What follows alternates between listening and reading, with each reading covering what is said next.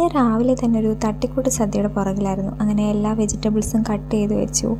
പയർ ഇന്നലെ വെള്ളത്തിലിടാൻ മറന്നുപോയി, അതും ഇന്ന് രാവിലെ തന്നെയാണ് ചെയ്തത്. അങ്ങനെ അരപ്പിനുള്ള കാര്യങ്ങൾ, കൂട്ടിനുള്ള കാര്യങ്ങളെല്ലാം ഞാൻ അമ്മിക്കല്ലിലാണ് റെഡിയാക്കിയെടുത്തത്. ഇത് ഞങ്ങളുടെ പഴയ ഒരു 10-40 വർഷം പഴക്കമുള്ള ഒരു അമ്മിക്കല്ല. അപ്പോൾ അതിനകത്തെല്ലാം റെഡിയാക്കി വെച്ചു. കാരണം കറണ്ടില്ലായിരുന്നു, അതുകൊണ്ടാണ് ഈ സമയമില്ലാത്ത സമയത്ത് ഞാൻ ഇതിന് വേണ്ടി പുറപ്പെട്ടത്. അങ്ങനെ ഒരു ഇലയൊക്കെ വെട്ടി ഒരു 12:30 എൻ്റെ സദ്യ റെഡിയായി. ഞാനൊക്കെ പുറത്ത് പോകുമ്പം സദ്യയും എല്ലാം കഴിക്കാറുണ്ട്, പക്ഷേ വീട്ടിലിരിക്കുന്നവരങ്ങനെ കഴിക്കാറില്ലല്ലോ.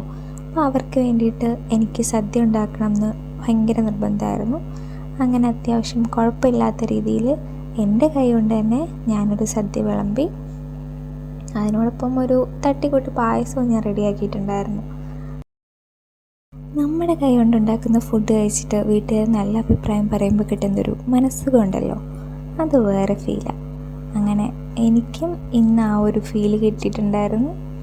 അപ്പം നിങ്ങളും ഇങ്ങനെയൊക്കെ ട്രൈ ചെയ്യാറുണ്ടോ? അപ്പോൾ ഇതാണ് എൻ്റെ ചെറിയ വലിയൊരു സത്യം. Okay, thank you for watching.